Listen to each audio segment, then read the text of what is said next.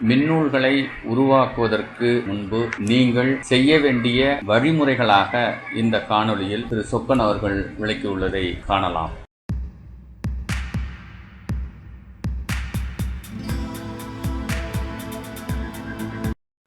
அந்த விதத்திலே உங்களிடம் உங்களுடைய புத்தகங்களை மின்னூல்களாக கொண்டு வருவது எப்படி, அதற்கு நீங்கள் என்ன செய்ய வேண்டியிருக்கும் என்பதை பற்றி கொஞ்சம் பேச நினைக்கிறேன். புத்தகங்களை மின்னூல்களாக கொண்டு வர நினைக்கிறவர்கள் செய்ய வேண்டிய முதல் விஷயம் என்னன்னா, உங்களுடைய புத்தகங்களை நேரடியாக மின் வடிவத்திலே எழுத தொடங்குங்கள். இங்க இருக்கிற பல பேர் பேனா பிடித்து பேப்பரில் எழுதுவதை விரும்புகிறவர்களாக இருக்கலாம். அப்படிதான் சார் பல வருஷமா எழுதியிருக்கேன், 10 வருஷம் 20 வருஷமா அப்படி எழுதிய பழகி போச்சு, என்னால கம்ப்யூட்டர்லாம் எழுத முடியாது சார், போன்ல எல்லாம் எழுத முடியாது சார் அப்படின்னு சொல்றவங்க இருக்காங்க. அவர்களுடைய சென்டிமெண்ட் அல்லது அவர்களுடைய என்ன காரணத்தினால் அவர்கள் பேனா பிடித்து எழுத விரும்புகிறார்கள் என்பதை நான் புரிந்து கொள்கிறேன். ஆனால் அதே சமயத்துல நீங்க பேனா பிடித்து எழுதுகிற விஷயம் ஒரு கட்டத்தில் கணினிக்கு போகத்தான் போகிறது. நீங்க அதை செய்யலன்னாலும் இன்னொருத்தர் அதை உட்கார்ந்து தட்டச்சு செய்து அதன் பிறகுதான் அதை வடிவமைப்பு செய்து அச்சிட போகிறார்கள். உங்கள் புத்தகத்தை அச்சிடுவது என்றாலும் அதை கணினியிலே யாரோ ஒருவர் ஏற்றத்தான் வேண்டும். அந்த விஷயத்திலே நீங்கள் அதை பழகி கொண்டால் உங்களுடைய நூல்களை விரைவில் மின்னூல்களாக கொண்டு வர. இல்ல சார், எனக்கு அதெல்லாம் சரிப்பட்டு வராது, பேனா பிடித்து எழுதினாதான் எனக்கு கற்பனை குதிரை ஓடும் அப்படின்னு சொன்னா பரவாயில்ல, ஒன்றும் பிரச்சனை இல்லை, பேனா பிடித்து எழுதுங்கள். ஆனால் வேறு ஒருவரை பயன்படுத்தி அதை மின் வடிவமாக்கி கொள்ளுங்கள். இது ஒரு முதல் தேவை. இதை செய்யவில்லை என்றால் இதற்கு மேல நான் பேச போறது எதுவுமே உங்களுக்கு பயன்படாது. அதாவது ஏதாவது ஒரு விதத்திலே உங்களுடைய படைப்பை நீங்கள் கணினிக்கு கொண்டு வர வேண்டும். இன்றைக்கு குரல் வழியில் தட்டச்சு செய்கிற தொழில்நுட்பம் மிக நன்றாக வளர்ந்திருக்கிறது. தமிழில் இப்போது நான் பேசுகிற இதே வேகத்தில் நீங்கள் ஒரு புத்தகத்தை கடகடான்னு பேசி டிக்டேட் பண்ணி அதை உங்களுடைய செல்போனோ அல்லது உங்களுடைய கணினியோ அப்படியே தட்டச்சு செய்து கொடுத்து விடுகிற ஒரு சூழ்நிலை இன்றைக்கு இருக்கிறது. அந்த தொழில்நுட்பத்தை நீங்கள் பயன்படுத்திக் கொள்ளலாம். இல்ல நான் உட்காந்து தட்டச்சு செய்யறேன் அப்படின்னா தட்டச்சு செய்யலாம். இல்லை நான் உட்காந்து பேனால எழுதுறேன் அப்படின்னா எழுதி இன்னொருவரை தட்டச்சு செய்ய ஏதோ ஒரு விதத்தில் உங்களுடைய புத்தகத்தை மின் வடிவமாக்கி கொள்ளுங்கள். இது நீங்கள் செய்ய வேண்டிய முதல் விஷயம். இரண்டாவது விஷயம், நீங்கள் உங்கள் புத்தகத்தை எங்கு பதிப்பிக்கிறீர்கள் என்று சிந்திக்க வேண்டும். இன்றைக்கு தமிழில் மின்னூல்களை பதிப்பிப்பதற்கு அமேசான், கூகுள் என்கிற 2 பெரிய தளங்கள் இருக்கின்றன. இன்னும் பல சிறிய தளங்கள் இருக்கின்றன. ஆனால் இந்த 2ம் மிக முக்கியமானது. இந்த 2ல் ஏதாவது ஒன்றிலாவது நீங்கள் இருக்க வேண்டும். உங்க புத்தகம் ஒண்ணு கூகுள்ல கிடைக்கணும், இல்ல அமேசான்ல கிடைக்கணும்.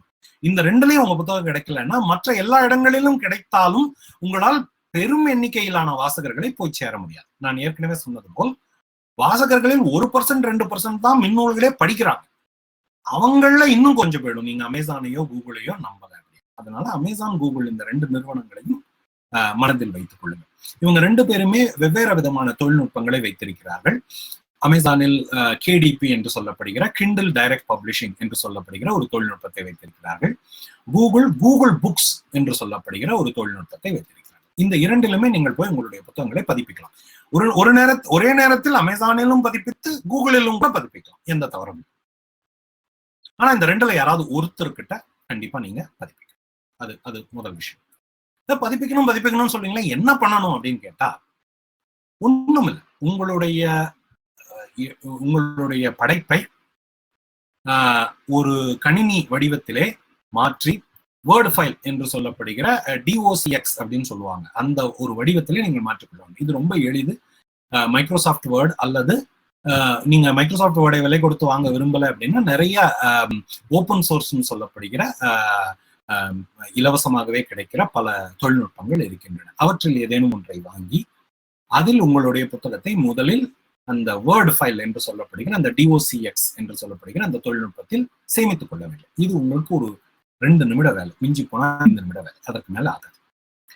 அந்த ஃபைலை அந்த வடிவத்துக்கு நீங்கள் கொண்டு வந்த பிறகு அமேசானுக்கோ கூகுளுக்கோ சென்று உங்களை ஒரு பதிப்பாளராக பதிவு செய்து கொள்ள வேண்டும். இந்த பதிவு செய்யறதுங்கிறது ஒரு தடவை செய்ய வேண்டிய வேலை. இது ஒரு 1/2 மணி நேரத்துல இருந்து 3/4 மணி நேரம் ஆகும்.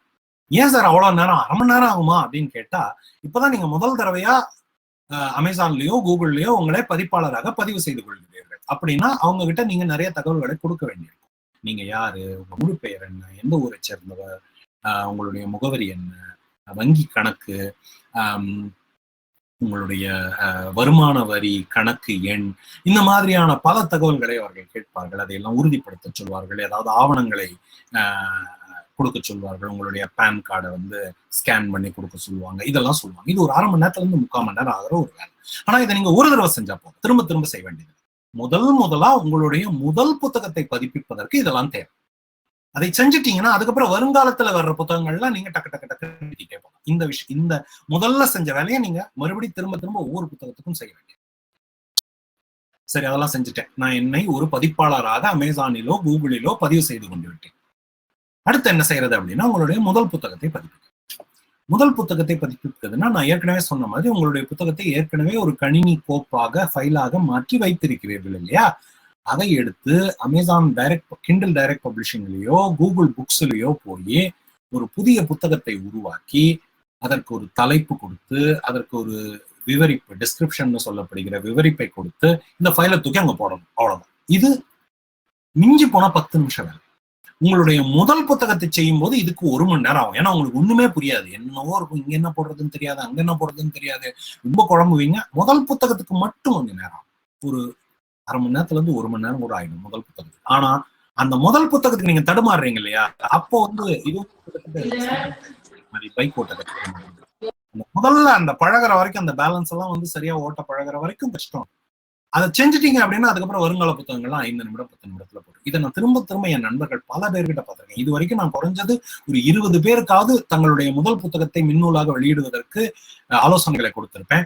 அந்த 20 பேரும் முதல் புத்தகத்துக்கு மட்டும்தான் நடுமாறினாங்க. 2வது புத்தகத்துல இருந்து அவங்களே பண்ணிக்க ஆரம்பிச்சிட்டாங்க. இதை ஒரு பாலிசியாவே நான் பின்பற்றுறேன். அவங்களுக்கு ஹெல்ப் பண்ணவே மாட்டேன். நான் நீங்களே ட்ரை பண்ணுங்க அப்படின்னு சொல்லிடுவேன். தடுமாறுவாங்க.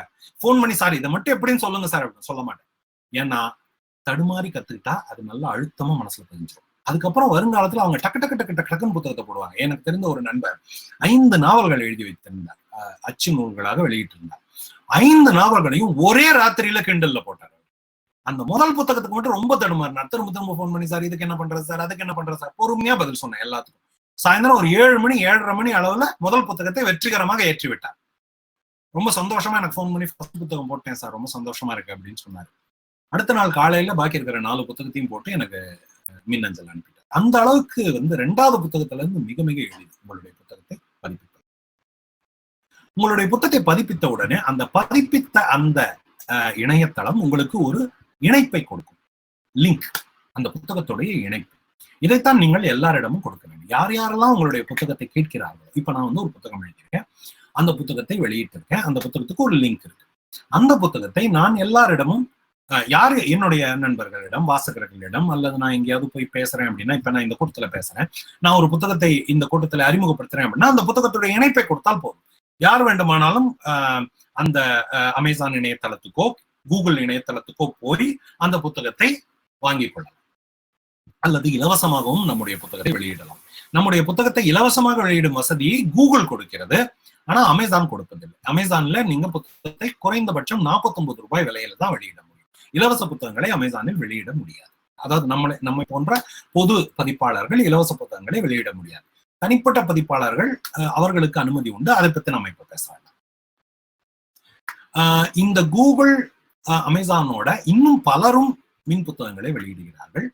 எடுத்துக்காட்டா கோபோ அப்படின்னு ஒரு நிறுவனம் இருக்கு, ஐபுக்ஸ் அப்படின்னு ஆப்பிள் நிறுவனத்துடைய புத்தக பதிப்பு பிரிவு இருக்கு, இந்த நூக் அப்படின்னு ஒரு புத்தக பதிப்பு தளம் இருக்கு.